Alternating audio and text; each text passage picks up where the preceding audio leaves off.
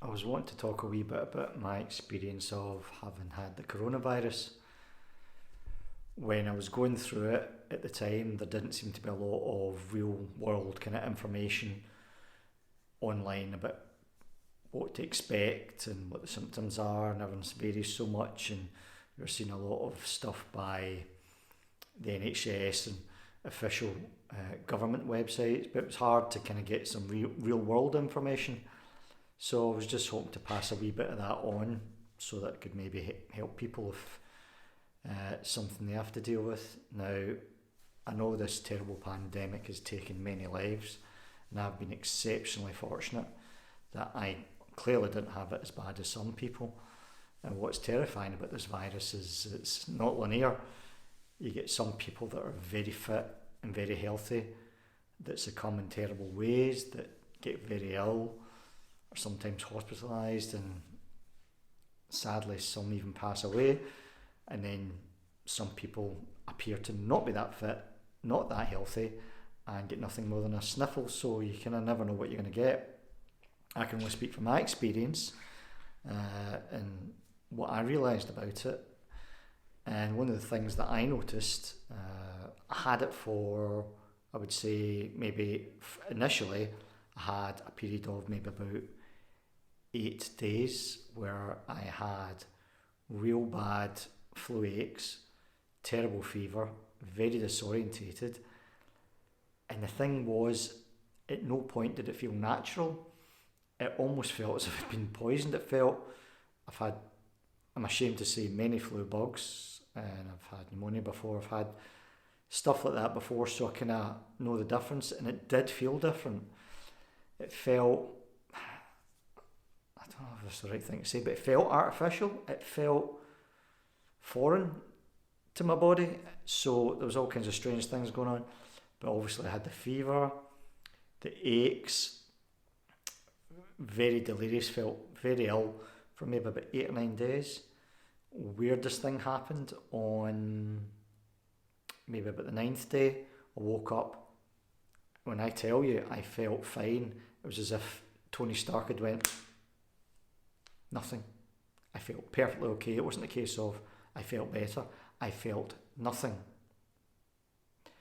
And then the day after that, the pneumonia started, and I maybe was bad with that for about, really bad for maybe about a week, 10 days. Very important things that I think is important to mention is I got some good advice from a friend who has got family who work as doctors, nurses in China, and the information they gave was that circulation is important, and obviously anything to do with pneumonia, you don't want to be lying down. You want to try keep your circulation going, as fatiguing as that can be. So I tried to stay upright wherever possible, even just moving from the couch through to the kitchen to get a drink and then come back just to keep the circulation going.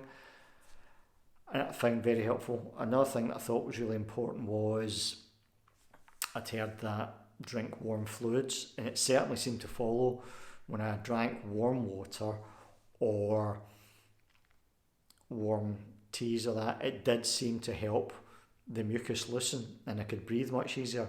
And when I tried to have any cold drinks, it seemed to harden, or it felt like that.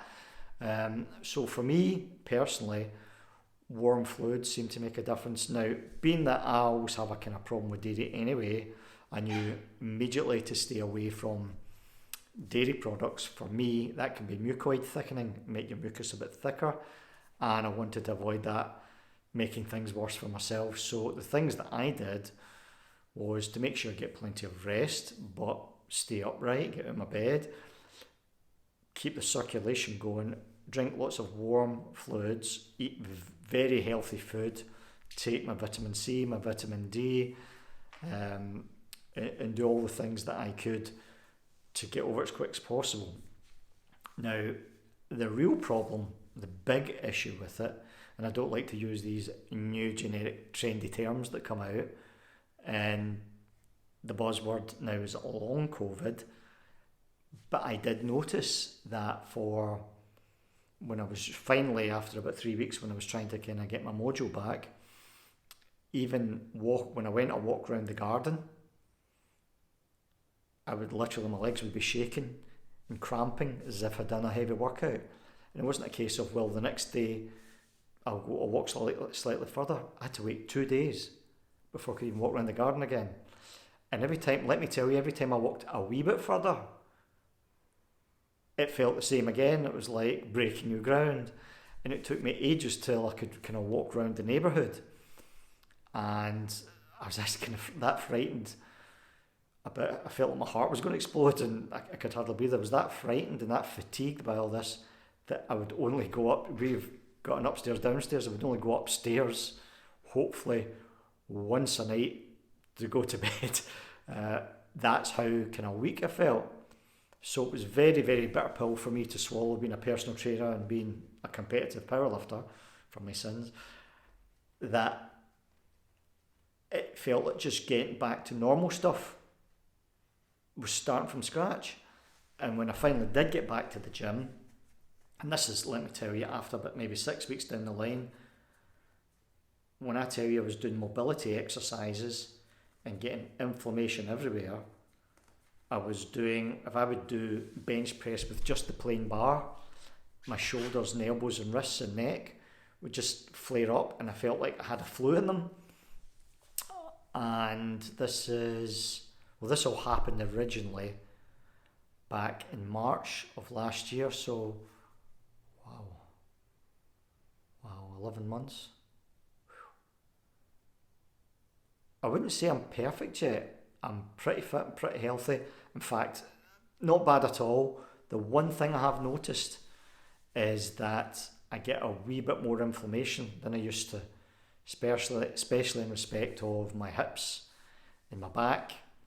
It seems to the joints seem to kind of flare up and feel that achy, flowy way after squats or deadlifts. So I've had to kind of tailor my training, and what I've found is it's not even a matter of weight for me. I need to make sure that I only do one top set of squats.